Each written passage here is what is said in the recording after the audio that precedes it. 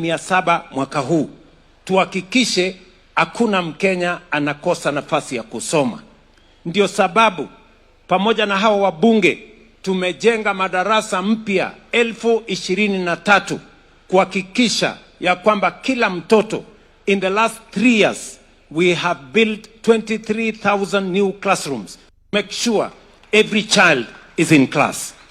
Ndio sababu tumehakikisha kwamba vijana wetu wa kuenda university na TVET pia tumeongeza pesa yao ile ya Higher Education Loans Board, na tumeweka new funding model ambayo inahakikisha kwamba kila mtoto wa Kenya, hasa watoto kutoka jamii maskini, tunawapatia scholarship na loan 90%, tuhakikisha kwamba hakuna mtoto wa Kenya anabaki nyumbani kwa sababu mzazi wake hana uwezo. Mimi nataka niwaulize wazazi. Najua we are undertaking the last transition in our competence-based education this month. We undertook the transition from primary school to junior school. We are now undertaking the last transition in the competence-based education framework from junior school to secondary school. Na hii mwezi ni ya muhimu sana. Ndio sababu kabla ya watoto kufika shuleni, ile pesa ya capitation tulishatoa pesa bilioni 44 to facilitate a smooth transition from junior school to secondary school. Mimi najua ya kwamba pale shuleni tumeambiwa ya kwamba kuna watoto wengi hawajaenda shuleni kwa sababu mzazi hana pesa ya kulipa school fees, mzazi hana pesa ya kulipa uniform. Mimi nataka nitangaze from Meru, na mimi nataka nimweleze every chief, kila mtoto apelekwe shuleni. Kama mtoto ako na uniform ya JSS, hiyo uniform ya JSS anaweza kwenda kutumia kwa secondary school, akingojea mzazi wako apate pesa ya kununua uniform ya secondary school. Mtoto wa Kenya asibaki nyumbani kwa sababu ya uniform.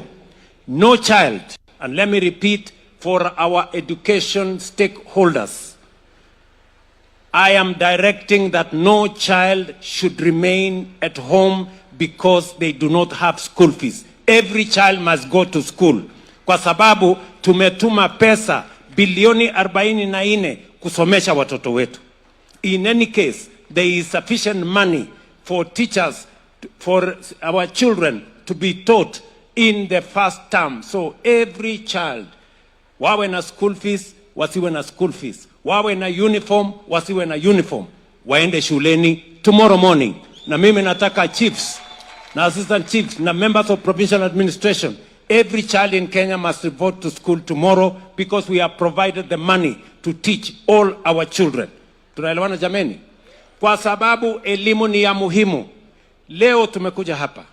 Why are we here? We are here kwa sababu kati ya hawa beneficiaries kuna watu walifika standard 8 wakakosa nafasi ya kusonga mbele. Kuna watu walifika form 2 wakakosa nafasi ya kwenda mbele. Kuna watu walifika form 4 hawakufaulu kusonga kutoka hapo. Na ndio tulidesign hii program kwa sababu tunajua kati yetu tuko na vijana wengi, sio makosa yao, sio ya kwamba wako na matatizo yoyote. Some very intelligent people did not manage to go beyond standard 8 because of matters beyond their ability. Kwa sababu pengine mzazi hakuwa na uwezo, pengine kulikuwa na matatizo nyumbani. So in our midst here, tuko na watu wengi, very intelligent people, lakini hawakupita kiwango fulani kwa sababu ya matatizo mengi.